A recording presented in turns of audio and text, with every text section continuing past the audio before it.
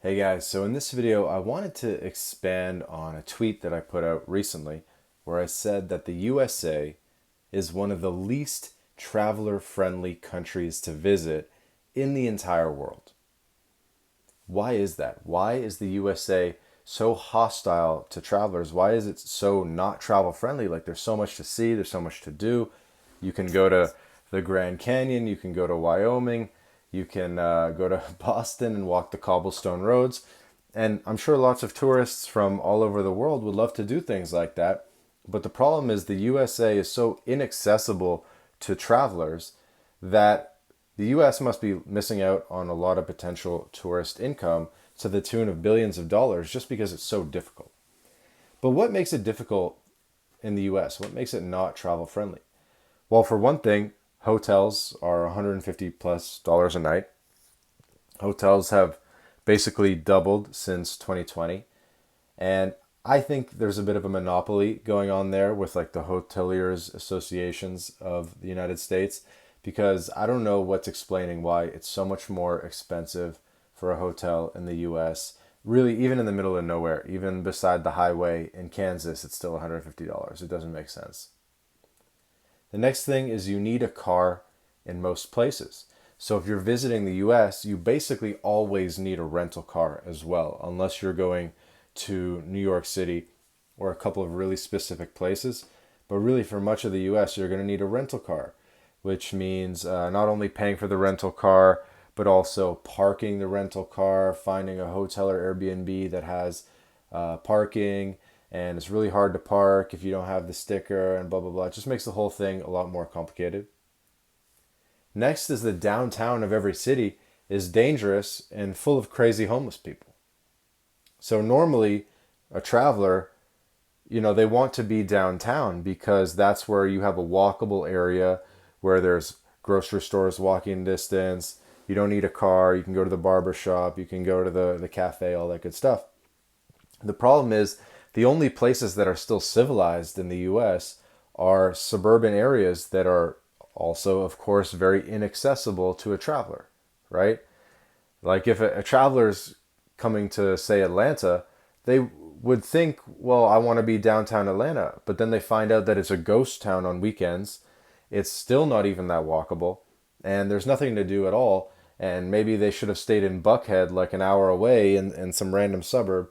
And the whole thing is just, and that same pattern repeats itself everywhere in the United States, where downtowns are just have so much more crazy homeless people and are so much less human friendly than the downtowns of other areas of the world.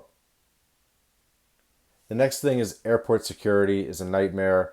Even having a layover in the US, I know if I was flying from, say, Canada to Mexico and I had a layover in the US, I might miss my connection even with like a 2 hour buffer.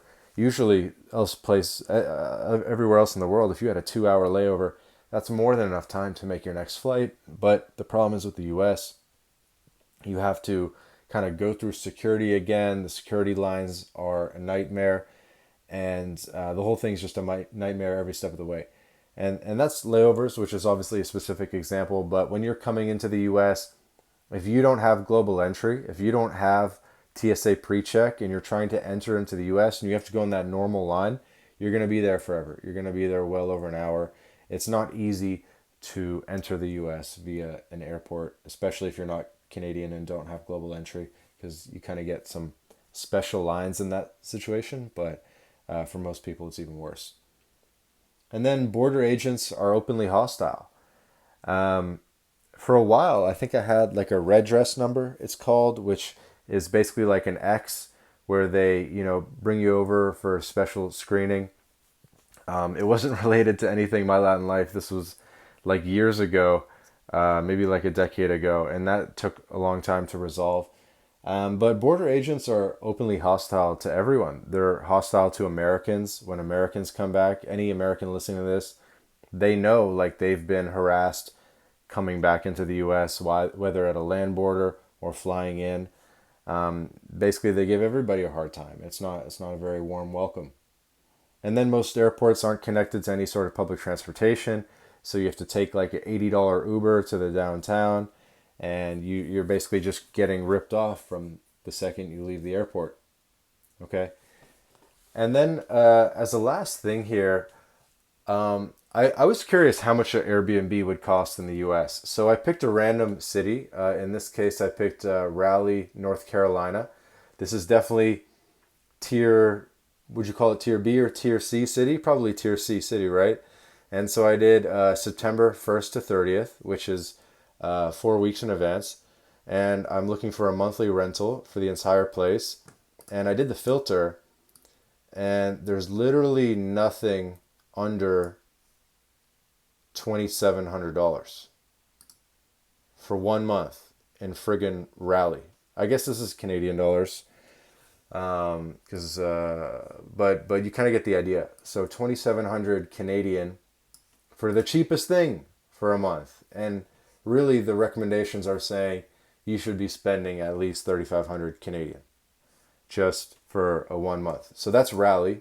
What if I did something else? Like what else? What else could we do? I don't know. Let's just do Kansas City, Missouri. Like, go to like a ghetto city for a month for no reason. So let's go to Kansas City. Again, we're trying to get a whole place. Okay, so we got like one thing for like 1,000 Canadian. That's definitely a red flag. One thing for 1,500 Canadian. And then it really only starts at 2,200 Canadian, 2,500 Canadian for any kind of place. And these places, if I had to guess, are in the suburbs, in the middle of nowhere. Like nothing is downtown. The only thing downtown is $6,000, $9,000, $8,000. This is so prohibitive. It's insane. Like who's trying to spend $8,000 a month to be in Kansas City? Even in the suburbs, in the middle of nowhere. This looks like a basement. That's definitely a basement. And it's 2,600 a month. And it's like an hour for like very far from downtown Kansas City. So that's just two random city examples, cities where you have absolutely you would never want to be there. Now let's go to Miami Beach. Let's see what Miami Beach can do. Hopefully they have a bit more of a developed Airbnb market. Let's see if we can get anything. So it looks like the absolute cheapest thing is like 3K Canadian per month. And let's see what you even get for that. Yeah, I guess it's not bad. On sale. Yeah, looks not too bad. So minimum 3K a month Canadian. That seems really good, honestly, this one in particular. So it's not super proving my point here. But the point is that Airbnb is also so cost prohibitive in the US that the US is really tailored to 12-month lease people. It's really tailored to long-term people, and it's not plug and play by any means. Like you think that the USA is like this perfectly functioning plug and play country, but it's really not plug and play at all when Airbnbs are so expensive. You need a rental car. It's hard to even get to the country. So really nothing about, like there's no health care because you walk into an emergency room, it's like $5,000 or something. So there's really no aspect of the US that's plug and play to the traveler, right? And what if we just took any random, let's just say Guanajuato, Mexico, which is on the more even expensive side by Mexico standards, but we're already seeing tons of apartments for $450 Canadian, $500 Canadian, and it really kicks off at $650 Canadian, which is less than 500 US. Okay, and for less than $1,000 Canadian, we have tons of options, right? Verified fast Wi-Fi, 5-star reviews, sunny house for $800 a month. This one's a little bit far out, but you'd want to be a little more central here.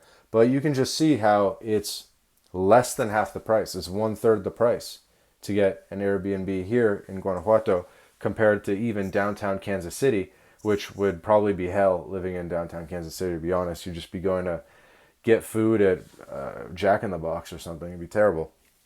And there'd probably be no gym that you could sign up for a month. They'd probably want an annual contract, blah, blah, blah. So you can see how Mexico is just so much more plug and play, so much more affordable. You'd have healthcare, you'd have street tacos, you'd have way more stuff to do, you'd have a more walkable place to be, you'd probably have better weather, you wouldn't need a car, you wouldn't have hostile border security, and the whole experience would just overall be better on your wallet, on your lifestyle, on your diet, on your health, gym, adventure, more fun. Look at these views where, I'd rather be here than Kansas City any day of the week. So that's the video. Hopefully you guys enjoyed it. And hopefully this gives you a little bit of a fresh perspective on how much more plug and play the rest of the world is compared to the United States. Because you might be considering relocating. You might be considering a bit of extended travel or doing the digital nomad thing around the world and in Latin America. And you might think that things are the same as the US, where, an Airbnb is $5,000 and all the other problems. But really, the rest of the world isn't like that. These are very American problems, and the rest of the world is much more plug and play. With that being said, if you would like help with your relocation plan or your internationalization journey, moving things forward, getting you residencies, offshore bank accounts, etc., you can book a call with us. There's going to be a link in the description where you can book a call with us and get the whole process started, start advancing things immediately. And there's also tons of free resources as well. So smash the like button, subscribe to the YouTube channel. You might have noticed we're putting out a new video every single day, and we'll catch you in the next one.